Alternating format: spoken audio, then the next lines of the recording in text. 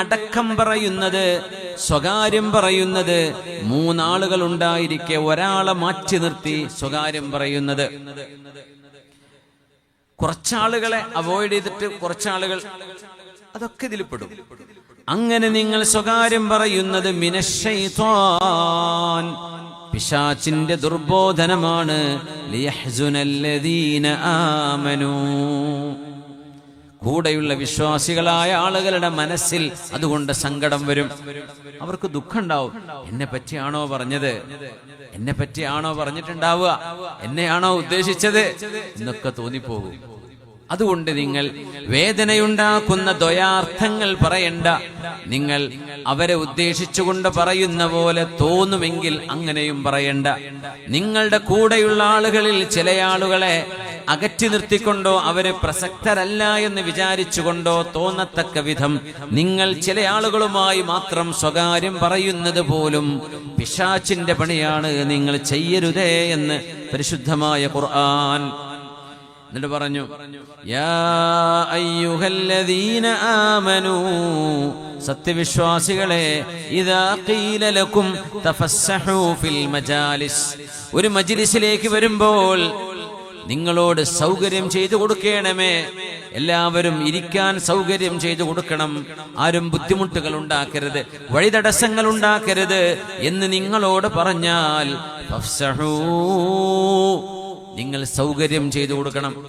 അത് നിങ്ങൾ പോയി ഇരിക്കുന്നത് കൊണ്ടാകാം, ഒരു തടസ്സം നീക്കുന്നത് കൊണ്ടാകാം. നമ്മുടെ വളണ്ടിയർമാർ വണ്ടി പാർക്ക് ചെയ്യാൻ പറയും എല്ലാ പരിപാടികൾക്കും, അവിടെ അവര് പറയുന്നത് അനുസരിക്കാൻ ബാധ്യസ്ഥരാണ്. അല്ലെങ്കിൽ അവിടെ വഴി തടസ്സങ്ങൾ ഉണ്ടാകും. ഫഫ്സഹൂ യഫ്സഹില്ലാഹു ലക്കും, അല്ലാഹു നിങ്ങൾക്ക് വിശാലത ചെയ്തു തരും. വഇദാ ഖീല അൻശുസൂ, പരിപാടി കഴിഞ്ഞിട്ടുണ്ട് നിങ്ങൾ പൊയ്ക്കോളൂ എന്ന് പറഞ്ഞാൽ ഫൻഷുസു, അവിടെ പിന്നെ നോക്കി നിൽക്കരുത്, നിങ്ങൾ വീടുകളിലേക്ക് പോകണം. എന്ത് ചെയ്യും? യർഫഇല്ലാഹുല്ലദീന ആമനൂ മിൻകും വല്ലദീന ഊതുൽ ഇൽമ ദറജാത്ത്. മജ്ലിസിൽ വന്നിട്ട് മജ്ലിസിന്റെ ആദാബുകൾ നിങ്ങൾ പാലിക്കുകയാണെങ്കിൽ ഈമാനുള്ള നിങ്ങൾക്ക് ഇൽമും തന്നുകൊണ്ട് അല്ലാഹു നിങ്ങളെ ആദരിക്കും, അല്ലാഹു നിങ്ങളെ ഉയർത്തും. അതിന് കാരണം പറഞ്ഞത് മജ്ലിസുകളുടെ അദബുകൾ നിങ്ങൾ പാലിക്കണമെന്നാണ്. അവരിക്കാൻ സൗകര്യം ചെയ്തെടുത്തിരിക്കുക, നിൽക്കരുത് പറയുന്നത് നിൽക്കാതിരിക്കുക. നമ്മളോട് ആരെങ്കിലും വരുമ്പോൾ ഒരാൾക്ക് ഇരിക്കാനുള്ള സൗകര്യം നമ്മൾ ചെയ്തു കൊടുക്കുക. കാരണം പിശാചിന്റെ സദസ്സുകളിലേക്ക് ആളുകളെ വിളിച്ചുകൂട്ടി കൊണ്ടുപോവുക, കൈപിടിച്ചു കൊണ്ടുപോകാൻ പിശാചിന്റെ സദസ്സുകളിലേക്ക്. അല്ലാഹുവിന്റെ ദീൻ പറയുന്ന സദസ്സുകളിലേക്ക് വരുമ്പോൾ അവർക്ക് പ്രോത്സാഹനം കിട്ടത്തക്ക വിധത്തിൽ നിങ്ങൾ ആളുകൾക്ക് സൗകര്യം ചെയ്തു കൊടുക്കണമേ എന്ന് പറയുന്നതിന്റെ മുമ്പ് അല്ലാഹു പറഞ്ഞത്, ഒരാൾക്ക് വേദനയുണ്ടാക്കുന്ന വിധം നിങ്ങൾ സ്വകാര്യം പറയാൻ പാടുള്ളതല്ല. ലാ യതനാജാ ഇത്നാനി ദൂന അത്സാലിസി, മൂന്നാമതൊരാളെ മാറ്റി നിർത്തിയിട്ട് രണ്ടാളുകൾ തമാശ പറയരുത്, രണ്ടാളുകൾ സ്വകാര്യം പറയരുത്, രഹസ്യം പറയരുത്. ഫഇന്ന ദാലിക യുഹ്സിനുഹു, അത് മറ്റേ ആൾക്ക് വിഷമമുണ്ടാക്കും, സങ്കടമുണ്ടാക്കും എന്ന് റസൂലുള്ളാഹി സ്വല്ലല്ലാഹു അലൈഹി വസല്ലം. അങ്ങനെ മനുഷ്യന്റെ മനസ്സിന്റെ വേദനകളെ പരിഹരിക്കണം. വേദന ഉണ്ടാക്കുന്ന വാക്കുകൾ പറയരുത് എന്ന് പറയുന്നതിന്റെ ഏറ്റവും വലിയ തെളിവാണ് നബിയുല്ലാഹി യൂസുഫ് അലൈഹിസ്സലാത്തു വസ്സലാം. യൂസുഫ് അലൈഹിസ്സലാമിന്റെ മുമ്പിൽ മഹാനായ നബിയെ പൊട്ടക്കിണറ്റിലേക്ക് വലിച്ചെറിഞ്ഞ മുതിർന്ന 10 ജ്യേഷ്ഠന്മാർ യൂസുഫ് നബിയുടെ മുമ്പിൽ വന്നു നിൽക്കുന്ന സമയം, യൂസുഫ് നബിയുടെ സഹോദരനാണ് ബിന്യാമീൻ. ആ ബിന്യാമീൻ എന്ന വാക്കാണ് ഇംഗ്ലീഷുകാരൻ ബെഞ്ചമിൻ ആക്കിയത്. ബിന്യാമീനാണത്. ബിന്യാമീൻ എന്ന് പറയുന്ന മഹാനായ യൂസുഫ് നബി അലൈഹിസ്സലാമിന്റെ സഹോദരനും യൂസുഫ് നബിയും റാഹിൽ എന്ന് പറയുന്ന ഒരു ഉമ്മക്ക് ജനിച്ചവരാണ്. ബാക്കി 10 പേര് മുതിർന്നവർ വേറെ ഉമ്മക്ക് ജനിച്ചവരാണ്. രണ്ടും യാക്കൂബ് നബിയുടെ ഭാര്യമാർ. റാഹിൽ എന്ന് പറയുന്ന ആ റാഹിൽ എന്ന പേരാണ് റൈച്ചൽ എന്ന് ഇംഗ്ലീഷുകാരനാക്കിയത്. റൈച്ചൽ എന്ന് ഇംഗ്ലീഷിലൊക്കെ ഒരുപാട് സുപരിചിതമായ പേരാണ് റൈച്ചൽ, RACHEL. പക്ഷെ അത് റാഹിലാണ്. അത് യൂസുഫ് നബിന്റെ ഉമ്മാന്റെ പേരാണത്. അത് ബൈബിളിൽ കാണുമ്പോൾ റൈച്ചൽ എന്ന് എഴുതുക, അത് അറബിയിൽ റാഹിലാണ്. യൂസുഫ് നബി അലൈഹിസ്സലാം വലിയ സൗന്ദര്യമുള്ളവരാ. പുണ്യ നബി തങ്ങൾ കഴിഞ്ഞാൽ രണ്ടാമത് അവ്വല് റസൂലുള്ളാഹി തങ്ങളാ സ്വല്ലല്ലാഹു അലൈഹി വസല്ലം. വഅജ്മലു മിൻക ലം തറ ഖത്തു ഐനി വഅഹ്സനു മിൻക ലം തലിദിൻ നിസാഉ. ഹസ്സാൻ ഇബ്നു സാബിത്ത് എന്നോട് പാട്ട്, ആ പാട്ട് തന്നെ എന്തൊരു മധുരാണ്. വഅജ്മലു മിൻക ലം തറ ഖത്തു ഐനി وأحسن منك لم تلد النساء خلقت مبرأ من كل عيب كأنك قد خلقت كما تشاء. സയ്യിദുന യൂസുഫ് അലൈഹിസ്സലാമിന്റെ മുമ്പിലേക്ക് തന്നെ പൊട്ടക്കിണറ്റിൽ വലിച്ചെറിഞ്ഞ ആളുകൾ റേഷൻ വാങ്ങാൻ വേണ്ടി കൻആനിലേക്ക് വന്ന നേരം, കൻആനിൽ നിന്ന് ഈജിപ്തിലേക്ക് വന്ന നേരം, സിനാ മരുഭൂമി മുഴുവൻ യാത്ര ചെയ്യണം ഈജിപ്തിലേക്ക് എത്താൻ. ഒരു 12,000 കിലോമീറ്റർ, 1500 കിലോമീറ്റർ അത് വരും കൻആനിൽ നിന്ന് ഈജിപ്തിലേക്ക്. വലിയൊരു ദൂരം യാത്ര ചെയ്ത് മഹാനായ നബിയുടെ മുമ്പിൽ വന്ന് നിൽക്കുന്നു. അവരാണ് ഉപ്പയുടെ വിഷയത്തിൽ എന്തിനാണ് യാക്കൂബ് നബി അലൈഹിസ്സലാം ഞങ്ങളെക്കാൾ യൂസുഫ് നബിയെ സ്നേഹിക്കുന്നത് എന്ന് പറഞ്ഞിട്ടാണ് ആ പിഞ്ചുമോനെ, സുമുഖനായ പൊന്നുമോനെ ഒരാളും ചെന്ന് നോക്കാത്ത പൊട്ട കിണറ്റിൽ കൊണ്ടുപോയിട്ടത്. അവിടുന്ന് അള്ളാന്റെ തീരുമാനം യൂസുഫ് അലൈഹിസ്സലാം അവിടെ അവസാനിക്കണമെന്നല്ല, യൂസുഫ് നബിയെ കൈപിടിച്ച് ഉയർത്തി ഒരു യാത്രാ സംഘം വഴിതെറ്റി വന്ന് വെള്ളം കോരുമ്പോ ആ കുഞ്ഞിനെ അവർ ബക്കറ്റിൽ പൊക്കിയെടുത്ത് ഈജിപ്തിന്റെ ചന്തയിൽ കൊണ്ടുപോയി വിറ്റ് അസീസ് മിസ്ർ വാങ്ങിച്ച് അവിടെ വളർന്ന് പിന്നീട് മുതിർന്നൊരു പുരുഷനായി മാറിയപ്പോ സുലൈഖ ബീവി യൂസുഫ് നബി അലൈഹിസ്സലാമുമായി അടുപ്പം കാണിക്കുകയും വശീകരിക്കുകയും ചെയ്തതിന്റെ പേരിൽ നിരപരാധിയായ യൂസുഫ് നബി അലൈഹിസ്സലാം ജയിലിൽ പോയി കിടക്കുന്നു വർഷങ്ങളോളം. നിരപരാധിയായിരിക്കെ തന്നെ അത് കഴിഞ്ഞതിന് ശേഷമാണ് രാജാവിന്റെ ഒരു സ്വപ്നം, ആ സ്വപ്നത്തിന്റെ വ്യാഖ്യാനം യൂസുഫ് നബി പറയാറുണ്ട് എന്ന് ജയിലിൽ കഴിഞ്ഞു വന്ന ഒരാള് രാജാവിനോട് പറഞ്ഞപ്പോ യൂസുഫ് നബി അലൈഹിസ്സലാമിലേക്ക് ആളയച്ച് മഹാനെ മോചിപ്പിക്കുന്നു. അത് കഴിഞ്ഞ് ഈജിപ്തിന്റെ ഫൈനാൻസ് മിനിസ്റ്ററായി യൂസുഫ് നബി അലൈഹിസ്സലാം അവരോധിക്കപ്പെടുന്നു. അത് കഴിഞ്ഞ് ഈജിപ്തിന്റെ ഭരണം മഹാന്റെ കയ്യിൽ വന്ന നേരം ഇനി നോക്കണം, ഒരു ജാള്യതയുണ്ടാകും. നമ്മളൊരാളോട് അപമര്യാദയായി പെരുമാറി അവരുടെ മുമ്പിലേക്ക് ചെല്ലുമ്പോ ഒരല്പം നമ്മള് എന്താ പറയാ, ഒരു അഭിമാനബോധം, ഉളുപ്പ് എന്നൊക്കെ പറയില്ലേ, അതൊക്കെ ഉണ്ടെങ്കിൽ ഒരു എത്ര തന്നെ നമുക്ക് മാപ്പ് ചെയ്തു എന്ന് പറഞ്ഞാലും നമ്മുടെ മനസ്സിന്റെ ഉള്ളിൽ എങ്ങനെയല്ലേ. ഒരു മുതലാളിയുടെ ഷോപ്പിൽ നിന്ന് കുറെ മോഷ്ടിച്ചു വന്ന ആളാണ്. മുതലാളി അത് അറിഞ്ഞും ചെയ്തു, മുതലാളി ഇത് പൊരുത്തപ്പെട്ടു കൊടുത്തു. എന്നാലും മുതലാളിന്റെ മുമ്പൊക്കെ വരുമ്പോ പടച്ചോനെ ഞാൻ പൊക്കിയതൊക്കെ മുമ്പൊക്കെ അറിയാലോ അല്ലേ എന്ന് ഉള്ളിന്റെ ഉള്ളിലൊരു തോന്നല് വരുമല്ലോ. മഹാന്മാര് പറയും അള്ളാന്റെ മുമ്പിൽ അള്ളാഹുവിനോട് തൗബ ചെയ്ത് മടങ്ങിയാലും ആ ഒരു തോന്നല് നമുക്ക് അള്ളാന്റെ മുമ്പിൽ വരൂലേ, വരണ്ടേ. അങ്ങനെയൊക്കെ ചെയ്തിട്ടുണ്ടല്ലോ റബ്ബെ, നീ പൊരുത്തപ്പെട്ടു തന്നാലും ഞാൻ മുദനിബ് തന്നെയാണല്ലോ റബ്ബെ, ആയിരുന്നല്ലോ. ആ ഒരു സങ്കടം അത് ആലോചിക്കുമ്പോ തെറ്റുകൾ ചെയ്യാതിരിക്കാനുള്ള പ്രേരണ അങ്ങനെയാണ്. എനിക്ക് അള്ളാഹു എന്റെ തെറ്റുകൾ റമദാന് കൊണ്ടോ ഉംറ കൊണ്ടോ ഹജ്ജ് കൊണ്ടോ തൗബ കൊണ്ടോ ഒക്കെ അള്ളാഹു പുറത്തു തന്നാലും അള്ളാഹുവിന്റെ ജനാബുൽ ഹക്കിനോട് യോജിക്കാത്ത വിധം ഞാനൊരു സൂഉൽ അദബ് കേട് കാണിച്ചു പോയിട്ടുണ്ടല്ലോ എന്നൊരു തോന്നല് വരുമല്ലോ. അത് വല്ലാത്തൊരു ജാള്യതയാണ്. അല്ലാഹുവേ, അല്ലാഹുമ്മ ഗ്ഫിർ ലനാ ബിഫദ്ലിക യാ റബ്ബ്, അല്ലാഹുവിന്റെ ഔദാര്യം കൊണ്ട് അല്ലാഹുവേ നീ ഞങ്ങൾക്ക് പുറത്തു തരണേ തമ്പുരാനെ. യൂസുഫ് നബി അലൈഹിസ്സലാമിന്റെ മുമ്പിൽ വന്നപ്പോ സൂറത്ത് യൂസുഫിലെ 100-ാമത്തെ ആയത്താണിത്. സൂറത്ത് യൂസുഫിലെ 100-ാമത്തെ ആയത്ത്, വളരെ മനോഹരമായ ഒരു പരാമർശം. ബിസ്മില്ലാഹിർ റഹ്മാനിർ റഹീം. ഹാദാ തഅ്വീലു റുയായ هذا تأويل رؤياي من قبل قد جعلها ربي حقا وقد أحسن بي إذ أخرجني من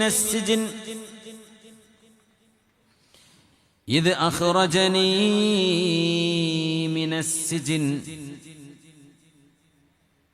وجاء بكم من البدو من بعد أن نزغ മിൻ ബഅദി അൻ നസഗ അശ്ശൈത്വാനു ബൈനി വബൈന ഇഖ്വതി ഇന്ന റബ്ബി ലതീഫുൻ ലിമാ യശാ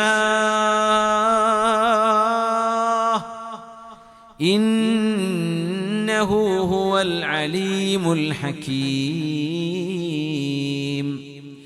ربي قد آتيتني من الملك وعلمتني من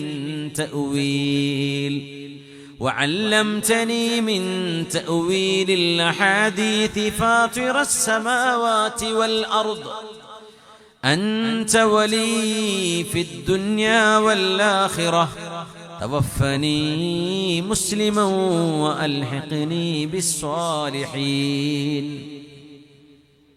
യൂസുഫ് അലൈഹിസ്സലാം മഹാനവറുകൾ ചെറുപ്പകാലത്ത് കണ്ട ഒരു സ്വപ്നമുണ്ടായിരുന്നു.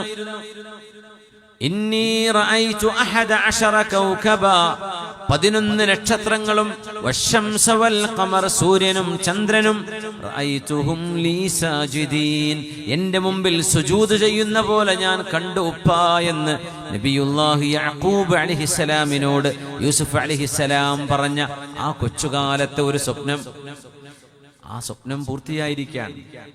ബിന്യാമീൻ അടക്കം അക്രമം ചെയ്ത 10 പേര്, അങ്ങനെ മൊത്തം 11 പേർ സഹോദരങ്ങൾ, പിന്നെ ഉമ്മയും ഉപ്പയും സൂര്യനും ചന്ദ്രനും യൂസുഫ് നബി അലൈഹിസ്സലാമിന്റെ മുമ്പിൽ ആദരസൂചകമായി സുജൂദ് ചെയ്ത, അവരുടെ ശരീഅത്തിൽ അത് ജായിസായിരുന്നു, അവരങ്ങനെ ചെയ്തു. ആ ഒരു രംഗം യൂസുഫ് നബി അലൈഹിസ്സലാം ചെയ്ത നിലപാടുകൾ വിശുദ്ധ ഖുർആൻ പറയുന്ന മനോഹരമായ ആയത്താണിത്. وَرَفَعَ أَبَوَيْهِ عَلَى الْعَرْشِ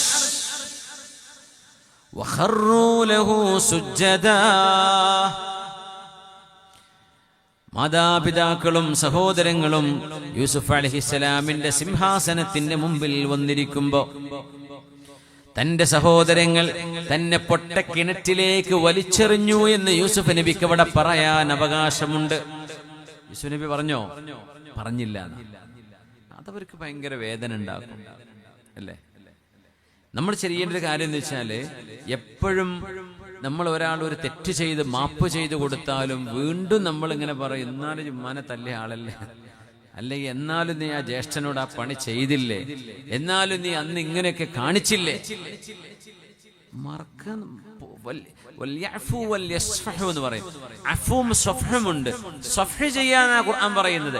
സഫ്ഹ് ചെയ്യാന്ന് പറഞ്ഞാൽ മാപ്പ് ചെയ്ത് കഴിഞ്ഞിട്ട് പിന്നെ എന്നേക്കുമായി മറക്കണം, പിന്നെ അത് മെൻഷൻ ചെയ്യരുത്. അത് ഭയങ്കര ക്വാളിറ്റിയാണ്. നമുക്ക് ചെയ്യാൻ പറ്റുമോ? മാപ്പ് ചെയ്ത് കൊടുത്തു, പിന്നെ ഇടയ്ക്ക് ഇങ്ങനെ പറയും, ഞാൻ അന്ന് വെറുതെ വിട്ടതാ, അല്ല ഞാൻ അന്ന് മാപ്പ് ചെയ്തതാ, അങ്ങനെ പറയരുത്. മാപ്പ് ചെയ്തത് അള്ളാഹുവിന് വേണ്ടി ചെയ്തു, കഴിഞ്ഞു, പിന്നെ അതിങ്ങനെ പറഞ്ഞുകൊണ്ടിരിക്കരുത്, പറയരുത്. യൂസുഫ് അലൈഹിസ്സലാം പറയുന്നു, വഖാല യാ അബതി, എൻ്റെ ഉപ്പാ, ഹാദാ തഅ്വീലു റുയായ മിൻ ഖബൽ, ഞാൻ കൊച്ചുകുട്ടിയായിരുന്ന കാലത്തൊരു സ്വപ്നം കണ്ടില്ലായിരുന്നോ? ആ സ്വപ്നം അല്ലാഹു യാഥാർത്ഥ്യമാക്കിയത് അങ്ങ് കണ്ടില്ലയോ? അവിടെ എന്തു പറയാം? നോക്കണപ്പാ, എന്നെ പൊട്ടക്കിണറ്റിലെറിഞ്ഞ മഹാന്മാരായി ഇരിക്കണത്, അവരൊക്കെ എന്റെ കാൽക്കീലെത്തിയില്ലേ എന്ന് പറയേണ്ടടുത്ത് യൂസുഫ് നബി എന്താ പറയണത്? എന്റെ റബ്ബ് എനിക്ക് കാണിച്ചു തന്ന സ്വപ്നം ഖദ് ജഅലഹാ റബ്ബി ഹഖ്ഖാ, എന്റെ റബ്ബ് എനിക്ക് സത്യമായി പുലർത്തി തന്നിരിക്കുന്നുവല്ലോ ഉപ്പാ. അപ്പൊ എന്തൊരു സമാധാനമായിരിക്കും അവർക്ക്. അവരെന്തായാലും രാജാവിന്റെ അടുത്ത് റേഷൻ വാങ്ങാൻ വന്ന് പെട്ടിരിക്കുകയാണ്, ഇനി ഒരു രക്ഷയില്ല, അല്ലെങ്കിൽ പട്ടിണി കൊണ്ട് മരിച്ചു. എന്നിട്ട് ഇനി പറയുന്നത് ഭയങ്കര രസമാണ്.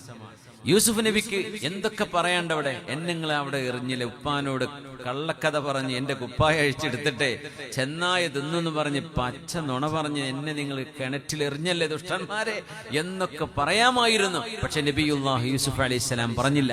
ഇതാണ് അംബിയാഇന്റെ ക്വാളിറ്റി. ഇനി എന്താ പറയുന്നു നോക്കൂ. വഖദ് അഹ്സന ബി,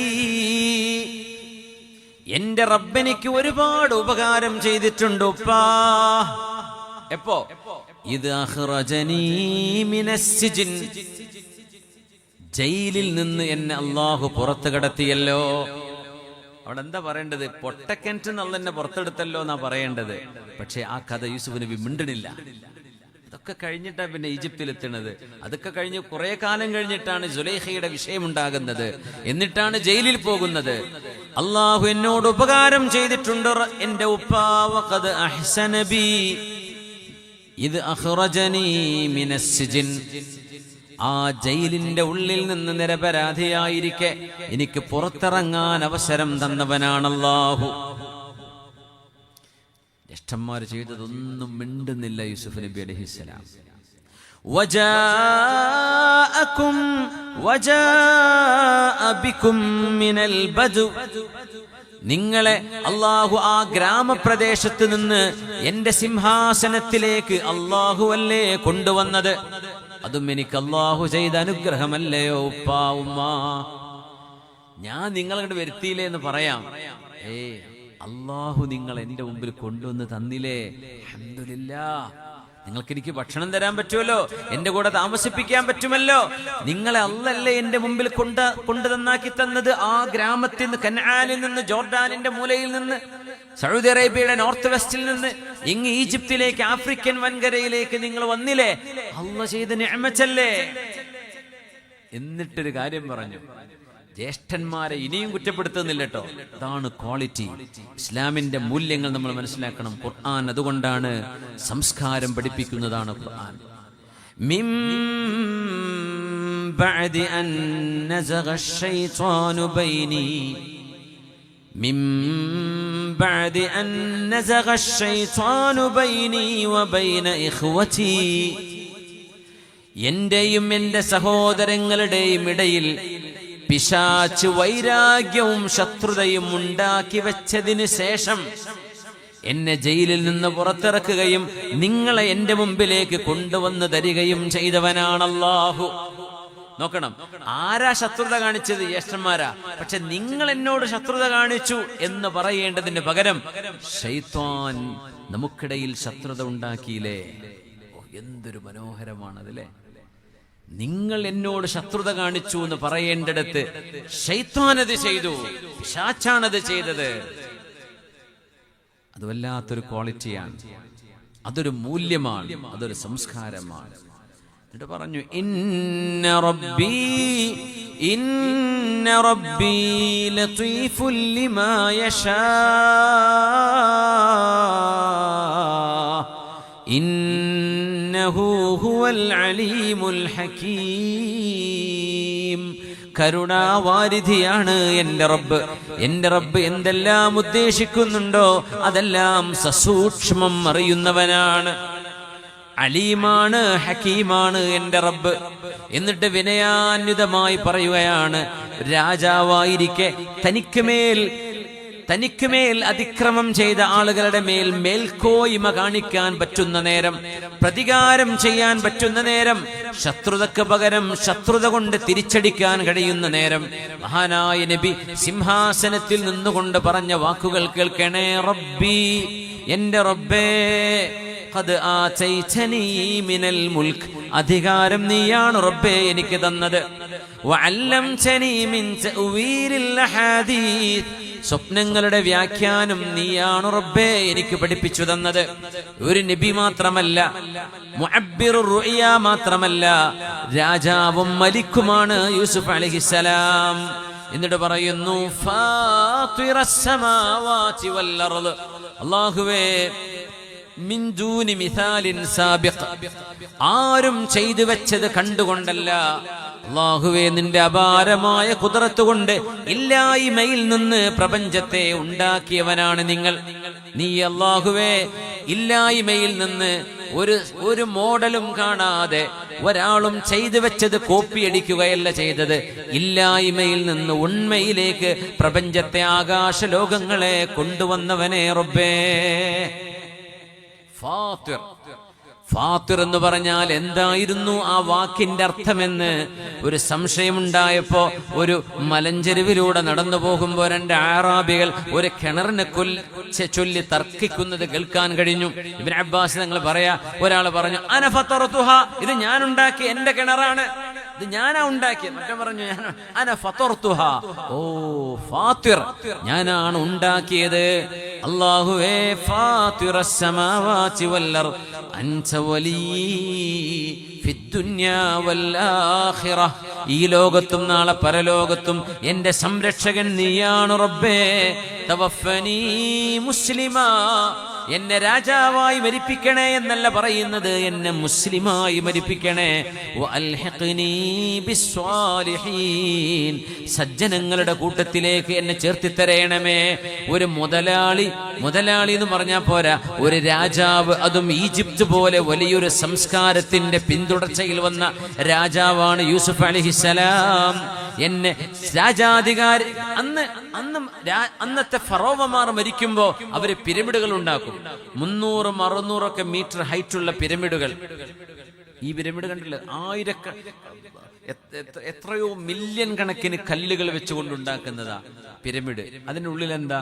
രാജാവിന്റെ ഡെഡ് ബോഡി, മരിച്ച മയ്യത്ത് കൊണ്ടുപോയി വെക്കുന്ന ഖബറാണത് അന്നത്തെ രാജാക്കന്മാരുടെ. അങ്ങനെ ഒരുപാട് പിരമിഡുകളുണ്ട്. ഉക്സുർ എന്ന് പറയുന്ന സ്ഥലമുണ്ട്,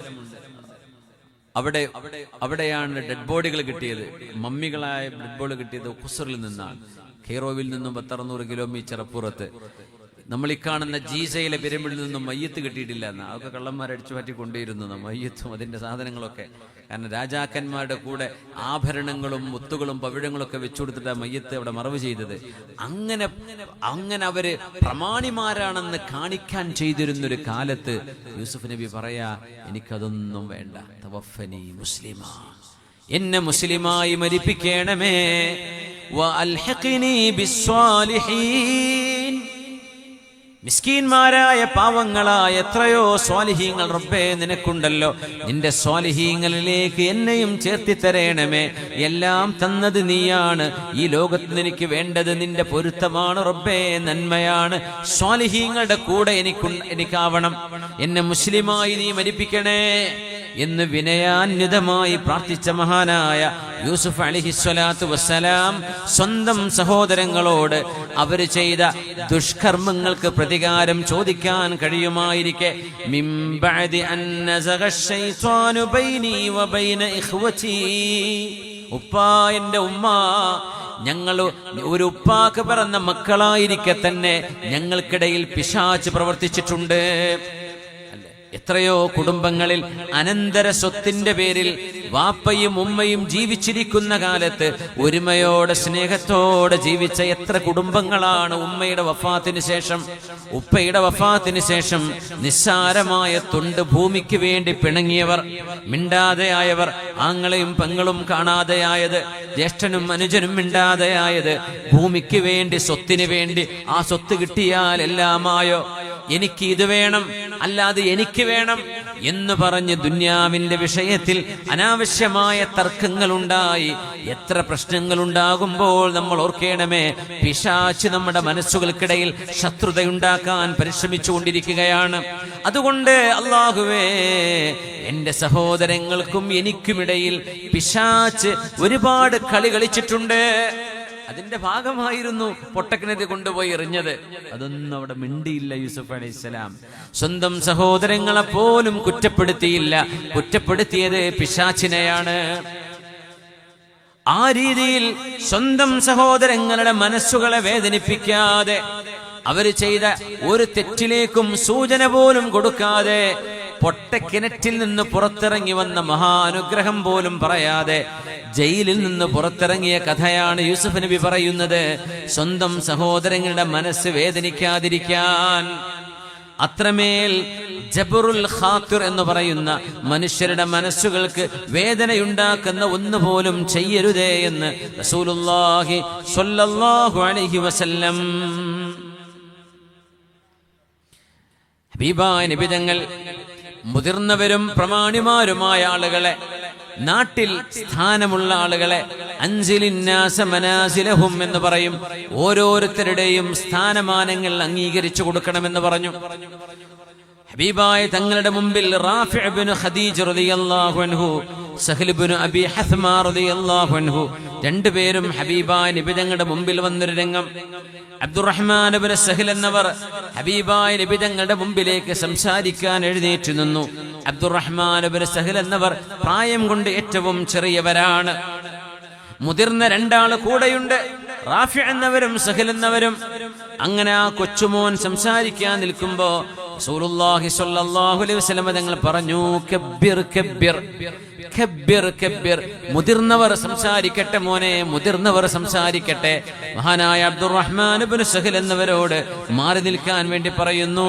നിങ്ങളുടെ കൂടെ വന്ന റാഫി എന്നവരും സഹൽ എന്നവരും ഉണ്ടല്ലോ, അവരല്ലേ നിങ്ങളെക്കാളും പ്രായത്തിൽ മുതിർന്നവർ, അവർ സംസാരിച്ചോട്ടെ മോനെ. മുതിർന്നവരെ, കാരണവന്മാരെ, പ്രായം കൊണ്ട് മുന്തിയ ആളുകളെ, നിങ്ങളെക്കാളും ജീവിതത്തിന്റെ അനുഭവങ്ങളുള്ളവരാണവർ.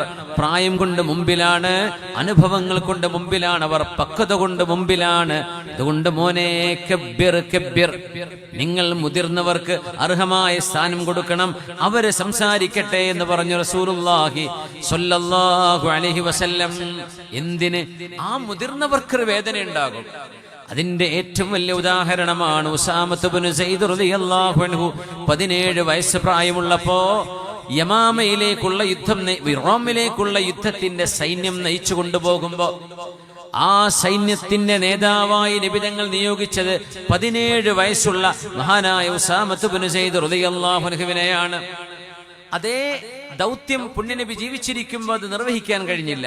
സിദ്ദീഖ് റളിയല്ലാഹു അൻഹു ഖിലാഫത്ത് ഏറ്റെടുത്തപ്പോ ആദ്യം ചെയ്തത് പുണ്യനബി പറഞ്ഞ ആ ഒരു എക്സ്പെഡിഷൻ പോകട്ടെ, ആ ഒരു സൈന്യ നടപടി നടക്കട്ടെ എന്ന് പറഞ്ഞ് സിദ്ദീഖ് റളിയല്ലാഹു അൻഹു ഉസാമ തങ്ങളുടെ സൈന്യത്തെ യാത്ര അയക്കാൻ വേണ്ടി പോകുന്നു. മദീനയിലാണ് സംഭവം. അപ്പൊ ചില ആളുകളൊക്കെ പറയാൻ തുടങ്ങി, ഈ 17 വയസ്സുള്ള മീശ മുളക്കാത്ത ചെറുപ്പക്കാരനെ ആണോ ഉമർ എന്നവരും ഉസ്മാൻ എന്നവരൊക്കെ അടങ്ങുന്ന, അബ്ദുറഹ്മാൻ ഇബ്നു ഔഫ് എന്നവരൊക്കെ അടങ്ങുന്ന 50, 60, 70 വയസ്സുള്ള സ്വഹാബിമാരുടെ നേതാവ് ഈ 17 വയസ്സുള്ള ആളോ? അപ്പൊ സിദ്ദീഖ് തങ്ങൾ പറഞ്ഞു, ഞാൻ നേതാവായി അയച്ചത് റസൂലുള്ളാഹി തങ്ങൾ നേതാവായി തെരഞ്ഞെടുത്ത ഒരാളെയാണ്. വയസ്സവിടെ പ്രശ്നമായില്ല. എന്നിട്ട് തങ്ങൾ പറഞ്ഞു, അന്നും സംസാരം ഉണ്ടായിരുന്നു. അങ്ങനെ തങ്ങൾ ജീവിച്ചിരിക്കുന്ന കാലത്ത് തന്നെ തങ്ങൾ പറഞ്ഞു, ഇൻ തുഅൻതും ഫീ, ഉസാമയെ കുറിച്ച് നിങ്ങൾക്ക് എന്തെങ്കിലുമൊക്കെ അഭിപ്രായ വ്യത്യാസങ്ങൾ ഉണ്ടെങ്കിൽ ഉസാമയുടെ ഉപ്പയായ സെയ്ദ് ഇബ്നു ഹാരിസയെ കുറിച്ചും നിങ്ങൾക്ക് ഇങ്ങനെ പലതും പറയാനുണ്ടായിരുന്നു അന്ന്. എന്നാൽ അറിയണം, സെയ്ദ് ഇബ്നു ഹാരിസ എനിക്കിഷ്ടപ്പെട്ട ആളാണ്. ഉസാമ ആ വാപ്പയ്ക്ക് ശേഷം നേതൃത്വത്തിന് യോഗ്യനാണെന്ന് എനിക്ക് ബോധ്യപ്പെട്ടത് കൊണ്ടാണ് ഞാനത് ചെയ്തത്. ഉസാമ തങ്ങൾ അവരുടെ വാപ്പയായ സെയ്ദ് ഇബ്നു ഹാരിസയ്ക്ക് ശേഷം എനിക്ക് ഏറ്റവും ഇഷ്ടപ്പെട്ട ആളാണ് എന്ന് പറഞ്ഞപ്പോ പിന്നെ ആരൊന്നും പറഞ്ഞില്ല.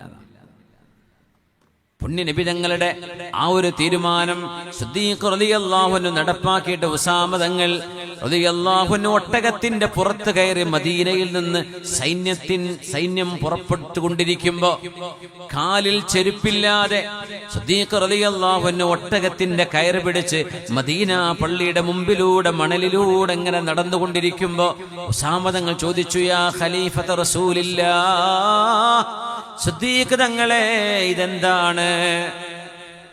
എന്റെ കൂടെ നിങ്ങൾ നടക്കേ? പറ്റില്ല, ഞാനിവിടെ നിന്ന് താഴെ ഇറങ്ങും, അല്ലെങ്കിൽ നിങ്ങൾ ഒട്ടകത്തിന്റെ പുറത്ത് കയറണം, അല്ലെങ്കിൽ ഞാനും നിങ്ങളുടെ കൂടെ നടക്കാം. നിങ്ങൾ നടക്കുകയും ഞാൻ മേലെ നിൽക്കുകയും ചെയ്യുന്നത് ശരിയല്ല. പള്ളി കമ്മിറ്റിയിലെങ്കിലും ചെറുപ്പക്കാരൊക്കെ കയറി വരുമ്പോഴേ മുതിർന്ന ആളുകളെ ആദരിക്കണം, ബഹുമാനിക്കണം. നിങ്ങൾക്ക് അങ്ങനെ ഒരു അർഹതയും ഒരു സ്ഥാനവും നൽകപ്പെടുമ്പോഴേ ഇത് എന്റെ മെച്ചം കൊണ്ടാണ് എന്നൊരിക്കലും തോന്നിപ്പോകരുത്. ഉസാമ തങ്ങൾ ചെയ്ത പണി നോക്കണം. ഞാൻ ഇവിടെ നിന്ന് ഇറങ്ങാൻ സിദ്ദീഖ് തങ്ങൾ പറഞ്ഞു, ഉസാമ നിങ്ങൾ ഇറങ്ങൂല, ഞാൻ കയറൂല.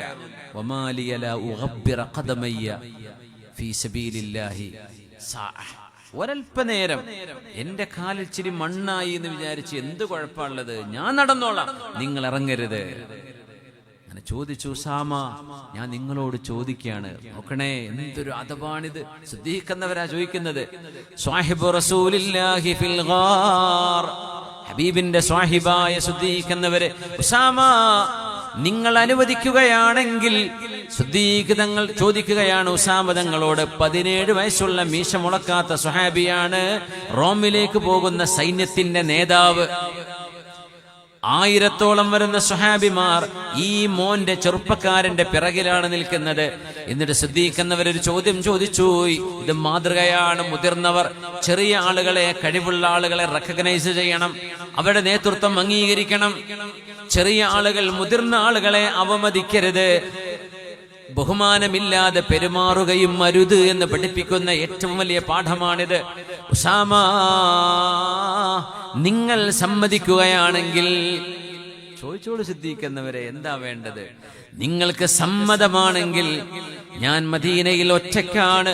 ഒരുപാട് മുർത്തദ്ദുകൾ സകാത്ത് തരില്ലെന്ന് പറഞ്ഞും ഇസ്ലാമിൽ നിന്ന് പുറത്തുപോയിക്കൊണ്ടും ഭീഷണി ഉയർത്തുന്ന ഈ സമയത്ത് എനിക്ക് മദീനയിലെ വിഷയങ്ങൾ പരിഹരിക്കാൻ എന്റെ കൂടെ 1-2 ആളുകളെ എനിക്ക് വിട്ടുതരണം. ഉമർ എന്നവരെ എനിക്ക് വിട്ടുതരുമോ? ഉസ്മാൻ എന്നവരെ വിട്ടുതരുമോ? അബ്ദുറഹ്മാൻ ബിൻ ഔഫ് എന്നവർ വേണം. ഉസാമ, നിങ്ങൾ സമ്മതം തരികയാണെങ്കിൽ എന്റെ കൂടെ ഞാനിവിടെ മദീനത്ത് ഒറ്റക്കായി പോകും. എന്റെ കൂടെ സഹായത്തിന് 1-2 ആളുകളെ നിങ്ങൾ വിട്ടുതരുമോ എന്ന് സിദ്ദീഖ് റളിയല്ലാഹു അൻഹു ചോദിച്ചപ്പോഴാണ് ഉസാമ റളിയല്ലാഹു അൻഹു മറുപടി പറയുന്നത്, യാ ഖലീഫത റസൂലില്ലാഹ്, അല്ലാഹുവിന്റെ റസൂലിന്റെ ഖലീഫയെ, ആരെ നിങ്ങൾക്ക് വേണമോ അവരെ നിങ്ങൾ എടുത്തിട്ട് ബാക്കി മതി എന്റെ സൈന്യത്തിനെന്ന് ആ നേതാവിനോട് ബഹുമാനത്തോടെ മറുപടി കൊടുത്ത ഉസാമ റളിയല്ലാഹു അൻഹു. അങ്ങനെയാണ് ഉമർ തങ്ങളും മഹാനായ ഉസ്മാൻ എന്നവരും അബ്ദുറഹ്മാൻ ബിൻ ഔഫ് എന്നവരും സിദ്ദീഖ് തങ്ങളുടെ കൂടെ മദീനയിലാകുന്നത്. സമ്മതം ചോദിച്ചു വാങ്ങി. സമ്മതം ചോദിക്കേണ്ട ആവശ്യമുണ്ടോ സിദ്ദീഖ് എന്നവരെ? നിങ്ങൾ എടുത്തിട്ട് ബാക്കി മതി എനിക്ക് എന്റെ സൈന്യത്തിന് എന്ന് തിരിച്ചു പറഞ്ഞ ഉസാമ റളിയല്ലാഹു അൻഹു ഇങ്ങോട്ട് പറയുന്ന മറുപടി അങ്ങനെയാണ്. സയ്യിദ് ഇബ്നു സാബിത്ത് റളിയല്ലാഹു അൻഹു ആലിമായ സ്വഹാബിയാണ്. സ്വഹാബികളിൽ ആലിമീങ്ങളും ആലിമല്ലാത്തവരുണ്ട്, ഹാഫിദീങ്ങളും ഹാഫിദീങ്ങളല്ലാത്തവരുണ്ട്. അലാമ സ്വഹാബ, സ്വഹാബികളിലെ ഉയർന്ന സ്ഥാനക്കാരായ ആളുകളുണ്ട്. അങ്ങനെയൊക്കെ ഉണ്ട്, ഒരുപാട് കാറ്റഗറി ഉണ്ട് അവരവരുടെ സ്ഥാനത്തിനനുസരിച്ച്. പക്ഷേ സ്വഹാബികളിലെ ആലിമും മിൻ ഉലമാഇ സ്വഹാബയാണ് സയ്യിദ് ഇബ്നു സാബിത്ത് റളിയല്ലാഹു അൻഹു. വിശുദ്ധ ഖുർആൻ ജംഅ് ചെയ്യുന്നതിന് മുൻകൈയെടുത്ത മഹാൻ സിദ്ദീഖ് റളിയല്ലാഹു അൻഹു ആ ടാസ്ക് ഏൽപ്പിച്ചത് സയ്യിദ് ഇബ്നു സാബിത്ത് തങ്ങളെ. സയ്യിദ് ഇബ്നു ഹാരിസ തങ്ങളാണ് ഉസാമ തങ്ങളുടെ ഉപ്പ, നബി തങ്ങളുടെ പോറ്റുമോൻ. അവരല്ല, ഇത് സയ്യിദ് ഇബ്നു സാബിത്ത് റളിയല്ലാഹു അൻഹു. ഇബ്നു അബ്ബാസ് റളിയല്ലാഹു അൻഹുമാ എന്ന പ്രിയപ്പെട്ട ഹബീബായ നബി തങ്ങളുടെ എളാപ്പയുടെ മകൻ ഇബ്നു അബ്ബാസ് എന്ന് പറയുന്ന അബ്ദുല്ലാഹ് ഇബ്നു അബ്ബാസ് റളിയല്ലാഹു അൻഹു ഒരു കഴുതപ്പുറത്ത് മദീന പള്ളിയുടെ മുമ്പിൽ വന്ന് ഇരിക്കുമ്പോ കാല് ചവിട്ടുന്ന ഒരു കയറുകൊണ്ട് കെട്ടിയുണ്ടാക്കുന്ന ഒരു സാധനമുണ്ട്. കാല് ചവിട്ടിപ്പിടി, അന്നത്തെ ബ്രേക്ക്. കഴുതപ്പുറത്ത് മഹാനായ തങ്ങളായ മഹാനായ അബ്ദുല്ലാഹി ഇബ്നു അബ്ബാസ് റളിയല്ലാഹു അൻഹുമാ കഴുതപ്പുറത്ത് വന്നപ്പോ മഹാനവറുകൾക്ക് ഇറങ്ങാൻ വേണ്ടി സയ്യിദ് ഇബ്നു സാബിത്ത് റളിയല്ലാഹു അൻഹു ആ റിഖാബ് കയ്യിൽ പിടിച്ചുകൊണ്ട്, ചവിട്ടുന്ന സ്ഥലം കൈകൊണ്ട് പിടിച്ചുകൊണ്ട് അബ്ദുല്ലാഹ് ഇബ്നു അബ്ബാസെ ഇറങ്ങിക്കോളൂ എന്ന് പറഞ്ഞ് മഹാനവറുകളെ താഴേക്ക് ഇറക്കുമ്പോ വയസ്സെത്രയെന്നറിയോ? ഇബ്നു അബ്ബാസ് റളിയല്ലാഹു അൻഹുവിന് 20-ൽ താഴെ വയസ്സ്. 20-ൽ താഴെ. സയ്യിദ് ഇബ്നു സാബിത്ത് എന്നവർ അവരെക്കാളും എത്രയോ മുതിർന്ന വയസ്സ്. റസൂലുള്ളാഹി തങ്ങളുടെ സ്വഹാബിയാണ്, തങ്ങളാണ്. ഇബ്നു അബ്ബാസ് റളിയല്ലാഹു അൻഹുമാ മഹാനവറുകൾ ഇറങ്ങാൻ നിൽക്കുമ്പോ കാല് വെക്കുന്ന സ്ഥലത്ത് ഈ മഹാപണ്ഡിതൻ കൈ വെച്ചു കൊടുത്തിട്ട് പറഞ്ഞു, തങ്ങളെ നിങ്ങൾ താഴെ ഇറങ്ങിക്കോളൂ. അപ്പൊ പറഞ്ഞു സയ്യിദ് ഇബ്നു സാബിത്തേ, നിങ്ങളെപ്പോലുള്ള ഒരാൾ ഞാൻ കാല് വെക്കുന്ന സ്ഥലം കൈകൊണ്ട് പിടിക്കുകയോ, ഞാൻ ഇറങ്ങിക്കോളാം. പറ്റില്ല എന്ന് പറഞ്ഞു. കൈ പിടിച്ചു കൊടുത്തു. മഹാനായ ഇബ്നു അബ്ബാസ് എന്നവര് കൈ പിടിച്ചിറങ്ങുമ്പോ ആ കൈ പിടിച്ചുകൊണ്ട് ചുംബിച്ചുകൊണ്ട് പറഞ്ഞു മഹാനായ സയ്യിദ് ഇബ്നു സാബിത്ത് റളിയല്ലാഹു അൻഹു, ഇബ്നു അബ്ബാസ് തങ്ങളുടെ കൈ ഇങ്ങനെ മുത്തം വെച്ചുകൊണ്ട് പറഞ്ഞു, ഹകദാ ഉമിർനാ അൻ നഫഅല ബി അഹ്ലി ബൈത്തി റസൂലില്ലാഹ്, അല്ലാഹുവിന്റെ റസൂലിന്റെ അഹ്ലു ബൈത്തിനെ കാണുമ്പോൾ ഇങ്ങനെ കൈ പിടിച്ച് മുത്തണമെന്ന് ഞങ്ങളെ പഠിപ്പിക്കപ്പെട്ടിട്ടുണ്ട്. ആരാ പഠിപ്പിച്ചിട്ടുണ്ടാവുക? അൽ മുഅല്ലിമുൽ അഅ്ളം നബിയുനാ റസൂലുള്ളാഹി സ്വല്ലല്ലാഹു അലൈഹി വസല്ലം. അപ്പോഴാണ് മഹാനായ അബ്ദുല്ലാഹി ഇബ്നു അബ്ബാസ് എന്ന തങ്ങളായ സ്വഹാബി, ചെറുപ്പക്കാരനായ മുഫസ്സിറായ സ്വഹാബി, താഴെ ഇറങ്ങിയിട്ട് മഹാനായ സയ്യിദ് ഇബ്നു സാബിത്ത് എന്നവരുടെ കൈ പിടിച്ച് മുത്തിയിട്ട് പറഞ്ഞു, ഹകദാ ഉമിർനാ അൻ നഫ്അല ബിഉലമാഇനാ വകുബറാഇനാ. ഈ ഉമ്മത്തിലെ മുതിർന്ന ആളുകളോടും ഈ ഉമ്മത്തിലെ ആലിമീങ്ങളെയും കാണുമ്പോൾ അവരുടെ കൈ പിടിച്ച് മുത്തണമെന്ന് ഞങ്ങൾ അഹ്ലു ബൈത്തിനോടും പഠിപ്പിക്കപ്പെട്ടിട്ടുണ്ട്. ആര് പഠിപ്പിച്ചു? റസൂലുള്ളാഹി സ്വല്ലല്ലാഹു അലൈഹി വസല്ലം. ഒരു സയ്യിദ് ഒരു ആലിമിന്റെ കൈ പിടിച്ചു മുത്തുന്നു, ഒരു ആലിം ഒരു സയ്യിദിന്റെ കൈ പിടിച്ചു മുത്തുന്നു. ഈ രണ്ട് ബഹുമാനവും അല്ലാഹുവിന്റെ റസൂല് പഠിപ്പിച്ചതാണ് എന്ന് പറയുന്നത് രണ്ട് സ്വഹാബിമാർ. അതാണ് നമ്മുടെ ദീൻ, അതാണ് നമ്മുടെ ശരീഅത്ത്. ജസാക്കുമുല്ലാഹു ഖൈർ.